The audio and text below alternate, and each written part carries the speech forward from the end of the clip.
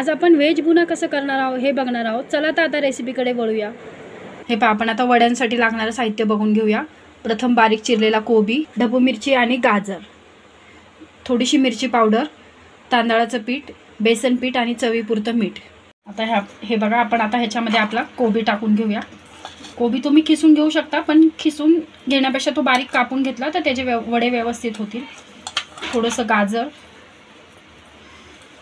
आणि थोडीशी ढबू मिरची, फक्त ह्यात कोबीचं प्रमाण जास्त घ्यायचं। 1 चमचा बेसन पीठ, तांदळाचं पीठ 2 चमचे, थोडीशी मिरची पावडर आणि चवीपुरतं मीठ। आता आपण हे एकत्र करून घेऊया।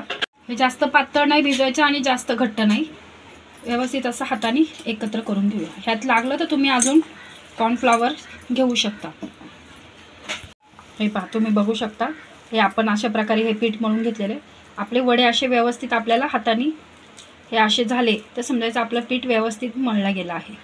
हे पहा, हे असे। हे पहा, आपलं आता तेल व्यवस्थित गरम झालेलं आहे। आपण आता ह्यामध्ये वडे सोडून घेऊया। तुम्ही पाहिजे त्या आकारामध्ये वडे सोडू शकता।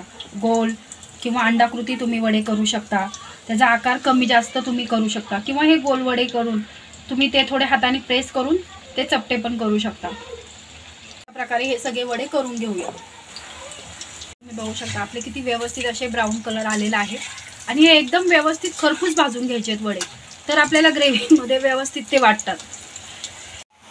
हे पाहता असे व्यवस्थित आपले वडे हे पूर्ण ब्राऊन झालेले आहेत। आता आपण हे काढून घेऊ। ग्रेव्हीसाठी लागणारे साहित्य बघून घेऊया। बारीक चिरलेली कोथिंबीर, आलं लसूण पेस्ट, मीठ, हा आपला घरचा काळा मसाला, टोमॅटो, उभा चिरलेला कांदा आणि सुक्कं खोबरं। फोडणीसाठी मोहरी, काळा मसाला, धनिया पावडर, मिरची पावडर, जिरा पावडर आणि हळद। आता आपण ह्या कढईमध्ये, ज्या कढईमध्ये आपण आता मंचुरियनचे बॉल्स करून घेतले, त्यामध्येच आता आपण त्यांचा कांदा भाजून घेऊया। कांदा आता पूर्ण कांदा त्यामध्ये तो थोडासा ब्राऊन होईपर्यंत जरा 2 मिनिटं आपण परतून घेऊया। आता आपण ह्यामध्ये सुक्कं खोबरं टाकून घेऊया भाजायला। सुक्कं खोबरं हे लगेच भाजलं जातं, त्यामुळे त्यामध्येच आपण आता टोमॅटो टाकून घेऊया, तोही परतून घ्यायचा। हे पहा, आता आपण हे सगळं एकत्र आता 2 मिनिटं तेलामध्ये फ्राय करून घेतलेलं आहे। आता आपण हे थंड झाल्यावर मिक्सरच्या भांड्यातून वाटून घेऊया। ह्यामध्ये पाण्याचा काहीच अंश टाकायचा नाही, हे नुसतं असंच वाटून घ्यायचं आहे मिक्सरमध्ये। हे पहा, आपण ह्या प्रकारे आता हे वाटून घेतलेलं आहे। आता आपण ह्यामध्ये 3 ते 4 चमचे तेल टाकून घ्यायचं आहे। ह्यामध्ये तेलाचं प्रमाण व्यवस्थित जास्त घ्यायचं आहे, तुम्ही त्यामध्ये चेंगटपणा करायचा नाही। आपण हिंग टाकून घेऊया। आता आपण ह्यामध्ये थोडी 1 चमचा मोहरी टाकून घेऊया। मोहरी व्यवस्थित तडतडली की मग आपण बाकीचे मसाले त्यामध्ये ॲड करू। हे पहा, आता आपण ह्यामध्ये मसाला टाकून घेऊ। त्यामध्ये 1 चमचा आलं लसूण पेस्ट टाकू आपण। त्यात आपण चवीपुरतं मीठ टाकून घेऊ, गरम मसाला,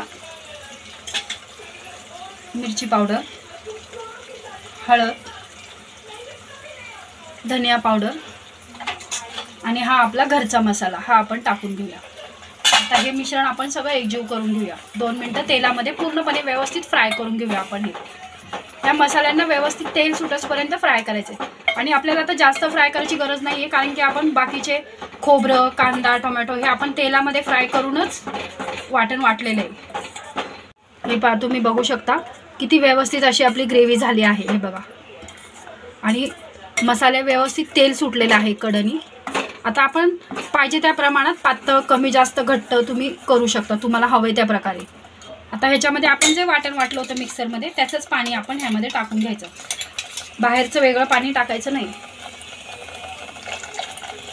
जर तुम्हाला पाणी ह्यात ॲड करायचं असेल अजून, तर तुम्ही थंड पाणी न टाकता ते गरम करून टाकायचं, म्हणजे त्याची टेस्ट बिघडणार नाही। हे पहा, मी आता एवढ्या प्रमाणात पाणीचं प्रमाण करणार आहे। आता आपण ह्याला एक उकळी काढून घेऊया। व्यवस्थित उकळी आलेली आहे ह्याला, आणि तुम्ही बघू शकता ग्रेव्ही किती व्यवस्थित आपली अशी झाली आहे, तरी बघा त्याला किती व्यवस्थित आली आहे। आता आपण ह्यामध्ये हे बॉल टाकून घेऊया।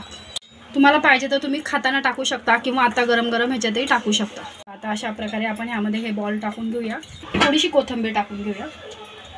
अशा प्रकारे आपलं व्हेज बुना हे खाण्यासाठी तयार आहे। ते तुम्ही पराठ्याबरोबर, फुलक्यांबरोबर किंवा ज्वारी बाजरीच्या भाकरीबरोबर भाताबरोबर कशाबरोबर सुद्धा खाऊ शकता.